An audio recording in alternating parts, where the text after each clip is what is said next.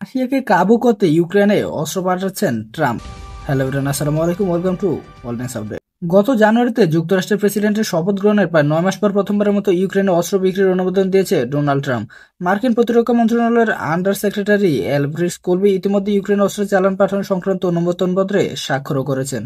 যুক্তরাষ্ট্রের প্রেসিডেন্টের সরকারি বাসভবন হোয়াইট হাউসে প্রতিরক্ষা মন্ত্রণালয়ের উচ্চ পর্যায়ের একাধিক কর্মকর্তা জানিয়েছেন, শীঘ্রই ইউক্রেনে দুটি অস্ত্রের চালান পাঠাচ্ছে যুক্তরাষ্ট্র। প্রত্যেক চালান থাকবে $50 কোটি মূল্যের অস্ত্র ও গোলাবারুদ থাকবে। ট্রাম্প প্রশাসন অবশ্য সাবেক প্রেসিডেন্ট জো বাইডেনের নেতৃত্বাধীন প্রশাসনের মতো সহায়তা হিসেবে এই অস্ত্র দিচ্ছে না। কিয়েভের ইউরোপীয় মিত্ররা যুক্তরাষ্ট্রের কাছে এই অস্ত্র কিনে ইউক্রেনে পাঠাচ্ছে। চালান পাঠানোর খরচও প্রদান করবে তারা। সেই সাথে রাশিয়াকে কাবু করার জন্য এই অস্ত্র পাঠানোর আরও এক বড় কারণ।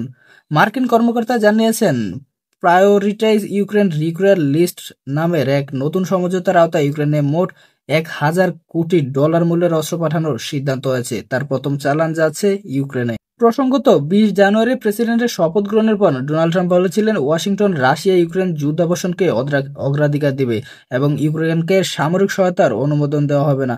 গত 9 মাস এই কথা রাখার চেষ্টা করেন তিনি। ইউক্রেনে মার্কিন সহায়তা বন্ধের পাশাপাশি যুদ্ধাবসানের জন্য রাশিয়ার প্রেসিডেন্ট ভ্লাদিমির পুতিন এবং ইউক্রেনের প্রেসিডেন্ট ভলোদিমির জেলেনস্কির সঙ্গে একাধিকবার বৈঠকও করেছেন।